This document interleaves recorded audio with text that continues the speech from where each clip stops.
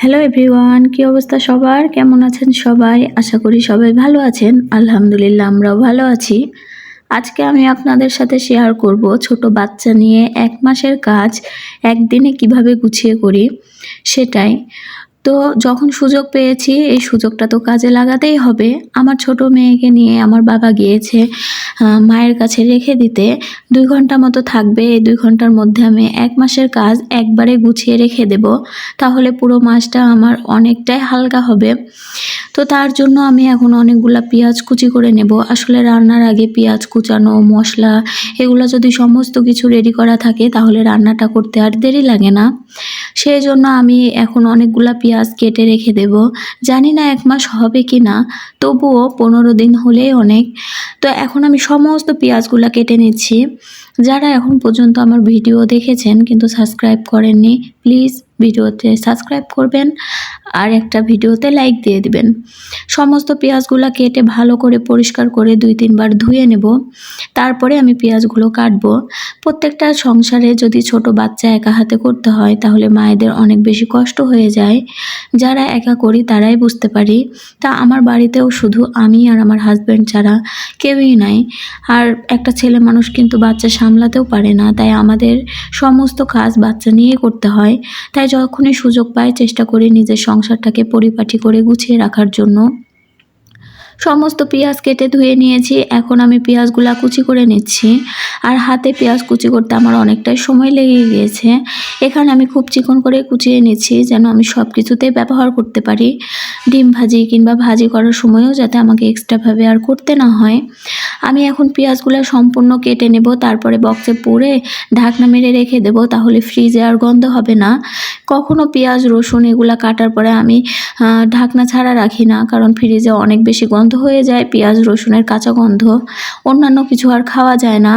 সেজন্য আমি একটা এয়ারটাইট কন্টেনারে পুরে ঢাকনা বন্ধ করে রেখে দিই, তাহলে অনেক দিন পর্যন্ত এটা ভালো থাকে। তো দেখতে থাকেন আজকের ভিডিওটি কেমন লেগেছে অবশ্যই কমেন্ট করে আমাকে জানাতে ভুলবেন না।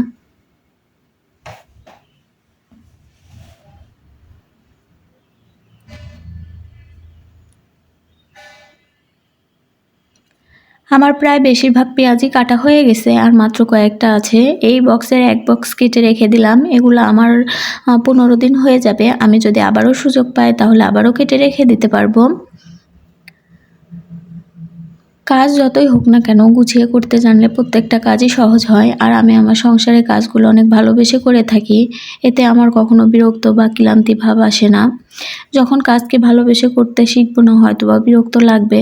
সেজন্য বেশি প্রেশার দিয়ে না, নিজে যতটুকু পারি সময়ের মধ্যে ভালোবেসে করার চেষ্টা করি যেন আমি কোনো কাজে বিরক্ত ফিল না হই।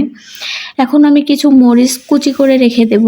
এই মরিচগুলো আমি যখন ডিম ভাজি কিংবা ভর্তা করব তখন ব্যবহার করব। সেজন্য এই মরিচগুলো আমি ছোট ছোট করে কুচি করে রেখে দিচ্ছি।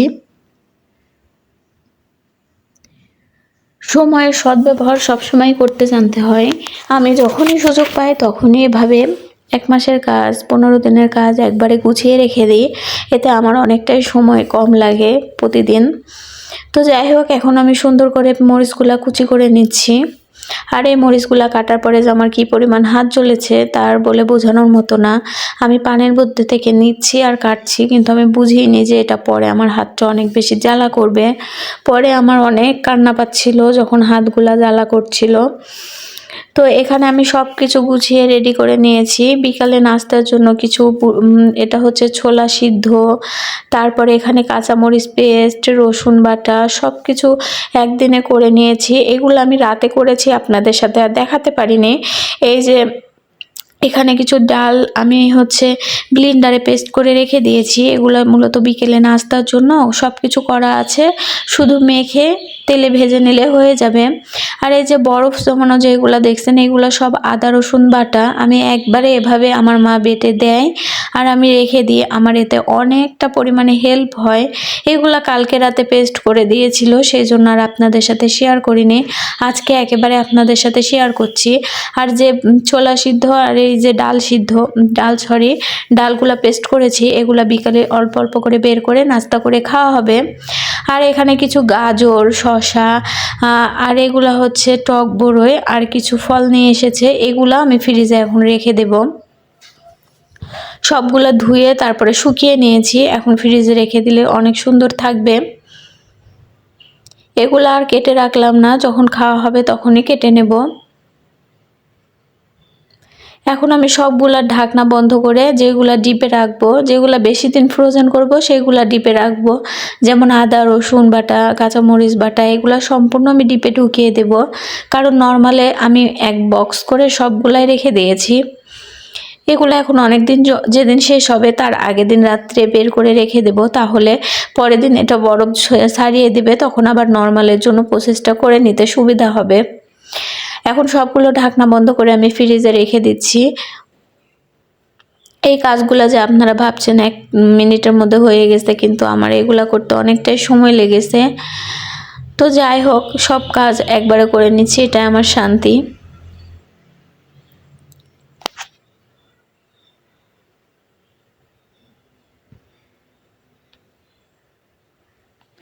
আমার ফ্রিজটা যেহেতু খুব বেশি বড় না, সেজন্য আমি খুব চিন্তা করছিলাম যে এতগুলো কৌটা আমার ফ্রিজে আটবে কি না। আরও তো মাছ মাংস আছে। তারপরে আমি সম্পূর্ণ জায়গা করে নিচ্ছি। তো এই তো এখন আমি জায়গা করে নিচ্ছি, সমস্ত মাছগুলা একটা তাকের মধ্যে রেখে দিলাম, আর কৌটাগুলা চেষ্টা করলাম যে উপরে ঢুকানোর জন্য, তো ইনশাল্লাহ ঢুকে যাবে। তো ফাইনালি ঢুকেও গিয়েছিল সবগুলা। সিঙ্গেল বাড়ি, আমি, আমার হাজব্যান্ড আর 2টা ছোট ছোট বাচ্চা, সেজন্য আর অত বড় ফ্রিজের দরকার পড়ে না। আমি নিজেই এটা পছন্দ করে নিয়ে এসেছি। আমার কাছে সব কিছুই ছোট ছোট ভালো লাগে, ছোট ফ্রিজ, ছোট হাঁড়ি পাতিল, মানে আমার সব ছোট জিনিসগুলো আমার কাছে বেশি কিউট লাগে। সেজন্য আমি যে কোনো কিছু কিনতে গেলে ছোটটাই কিনে ফেলি, পরে আবার মনে হয় যে এটা বড় কিনলেই ভালো হতো। এটা আমার স্বভাবে পরিণত হয়েছে। তো আমি সবগুলো এখন ঢুকিয়ে রেখে দিচ্ছি। আর আমি যখন ভিডিও করছিলাম তখন হচ্ছে আমার ফোনের চার্জ ছিল না, সেজন্য অনেকটা অন্ধকার অন্ধকার লাগছে। আপনারা ফোনের ব্রাইটনেসটা একটু বাড়িয়ে দেখবেন, তাহলে ভালো লাগবে। তারপরে আমি চলে এসেছি এখন দুপুরে রান্না করার জন্য। সমস্ত কাজ গুছিয়ে এখন আমি রান্না করব।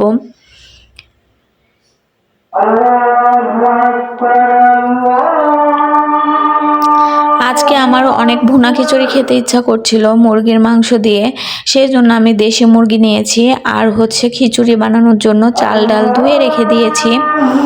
এখন খিচুড়িটা চাপিয়ে দেব। আমি আসলে এক প্রকার খিচুড়ি লাভার, প্রতিদিন খিচুড়ি খেলেও আমার বিরক্ত লাগে না, কিন্তু একটু ভিন্ন ভিন্ন করলে ভালো লাগে। এক দিন সবজি খিচুড়ি, এক দিন মাংস খিচুড়ি, শুধু খিচুড়ি আমার ভালো লাগে না। তো যাই হোক, আজকে তাড়াহুড়া অনেক কাজ করে ফেলেছি, সেজন্য ভাবলাম যে একটু প্রেসার কুকারে চাপিয়ে দিই, তাহলে অনেকটাই তাড়াতাড়ি হয়ে যাবে।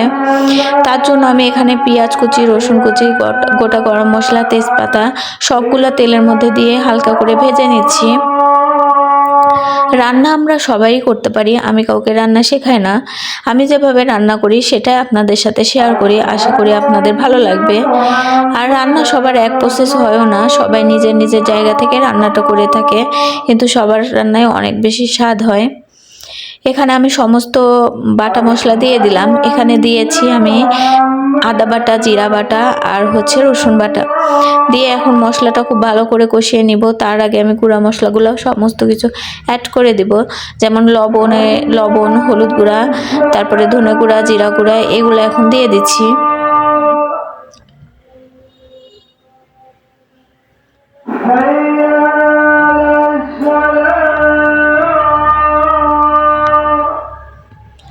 আমাদের বাড়িটা একেবারে মসজিদের পাশেই, সেজন্য আমি যখন ভয়েস দিচ্ছিলাম আজান দিয়েছে, সেজন্য আমি বন্ধ করিনি, কারণ আজান এটা কোনো গান বাজনা না যে আমি অফ করে দেব। সেজন্য আমি আজান দেওয়া অবস্থাতে ভয়েসটা কন্টিনিউ করেছি।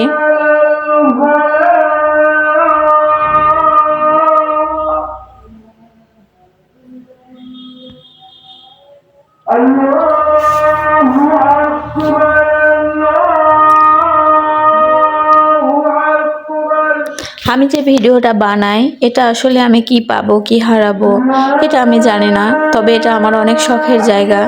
আমি অনেক আগে থেকে সবার ভিডিও দেখতাম, আর আমার ভিডিওতে কোনো নাটক, সিনেমা, গান আমি এগুলা কিছুই দেখতাম না। যারা ব্লগ ভিডিও করে, যারা সকাল থেকে সারাদিনের কাজকর্ম শেয়ার করে, আমি এই ভিডিওগুলো দেখতাম আর অনেক নিজের ভিতরে এনার্জি পেতাম যে ওরা যদি সারাদিন কাজ করে তাহলে আমি পারবো না কেন। আমি যখনই কারো ভিডিও দেখতাম কাজকর্মের ভিডিও, তখন আমার সংসারে কাজ করতে আমার উৎসাহ বেড়ে যেত। আর আমার হাজবেন্ড এটা দেখতো, বলতো সারাদিন তুমি অন্যের কাজ দেখো কেন। আমি বলতাম যে এটা আমার ভালো লাগে। আর আমি ওর সাথে মাঝে মাঝে বলতাম যে আমি যদি একটা ইউটিউব চ্যানেল খুলি আমিও এইভাবে কাজ করব। তো ওটা প্রায়োরিটি দিয়েছে। ও বলতো যে হ্যাঁ করবা, কিন্তু আসলে এটা করা হয়নি কখনো। বাচ্চা নিয়ে পারবো কি পারবো না করব করব করে করতে পারিনি। তো হঠাৎ করে আমার একদিন মনে হলো যে আমি একটা চ্যানেল খুলে রাখি, টুকটুক করে ভিডিও করতে পারবো। তো এটা অনেক ভালোবাসার জায়গা। যেদিন বিরক্ত আসবে সেদিন হয়তো ছেড়ে দেব। যতদিন ভালো লাগা কাজ করবে, যতদিন আপনাদের ভালোবাসা পাবো, কন্টিনিউ করব। তো যাই হোক, ইনশাল্লাহ আল্লাহ আমার স্বপ্ন পূরণ করবে। তো এদিকে আমার মাংসটাকে আমি আগে 10 মিনিট কষিয়ে নিয়েছি। তারপরে আমি এখানে চাল আর ডালটা যে ধুয়ে রেখেছিলাম সেটা অ্যাড করে দিলাম। বিশ্বাস করবেন না, এই ভুনা খিচুড়ি যে কী স্বাদ! আমার ভয়েস দিতে গিয়ে আবারও জিভ দিয়ে পানি পড়ছিল, মনে হচ্ছিল আবারও যদি খেতে পারতাম। তো যাই হোক, আবার বানিয়ে খাবো ইনশাল্লাহ। তো এদিকে আমি খুব ভালো করে চালটাকে কষিয়ে নিয়েছি, তারপরে গরম পানি দিয়ে দিলাম। খিচুড়ি কষানোর পরে যদি ঠান্ডা পানি দেওয়া হয় খিচুড়ির স্বাদটা অনেকটা কমে যায়। চেষ্টা করবেন সবসময় খিচুড়ি রান্নার সময় কষানোর পরে গরম ফুটানো পানি দিতে। আমি যে রান্নাটা করেছিলাম এটা পোলাওয়ের চাল দিলে আরও বেশি ভালো লাগতো। আসলে সেদিন আমার কাছে পোলাওয়ের চালটা শেষ হয়ে গেছে, আমি ভেবেছিলাম আছে, সেজন্য আমি তাকে আর আনতে বলিনি। পরে রান্নার সময় যায় দেখছি যে চালটা নেই, শেষ হয়ে গেছে। তো সমস্যা নেই, ভাতের চাল দিয়ে করে ফেলেছি। আলহামদুলিল্লাহ অনেক বেশি টেস্টি হয়েছিল। আর আমার রান্না খাওয়ার পর যখন আমার হাজব্যান্ড প্রশংসা করে, আমার তো সারাদিন রান্নাঘরেই থাকতে মন চায়, মনে হয় সারাদিন রান্না করেই যায়। সবশেষে আমি ভাজা জিরার গুঁড়া দিলাম। আমাকে যে কোনো রান্নাতে এই ভাজা মশলার গুঁড়াটা দিতেই হবে, নাহলে আমার মনে হয় যে রান্না অসম্পূর্ণ থেকে যায়। জানি না এটা আমার কেন মনে হয়। সবজি রান্না করি কিংবা যাই রান্না করি এটা আমার লাগবেই লাগবে। আর খিচুড়ি এই তো সুন্দর করে প্লেটটা সাজিয়ে আমার হাজবেন্ডকে দিলাম। আজকে অনেক সুন্দর করে গুছিয়ে দিয়েছি। তো আপনাদের কাছে রেসিপিটা কেমন লেগেছে অবশ্যই জানাবেন। আর আমার মনে হয় এই রেসিপি সবাই খেয়েছি আমরা। এখন আমি খাবো, আমার হাজব্যান্ডকেও এরকমভাবে সেমভাবে দিয়েছি, আর এখন আমি খেয়ে নেব। তার সাথে একটু কাঁচা পেঁয়াজ নিয়েছি। আর আমি কাঁচা মরিচ একেবারে খেতে পারি না। অনেকে কাঁচা মরিচ ভাতের সাথে চিবিয়ে খায়, আমি তো একেবারে ঝাল খেতে পারি না, সেজন্য আর কাঁচা মরিচটা নিইনি। এদিকে এখন আমি খেয়ে নিচ্ছি।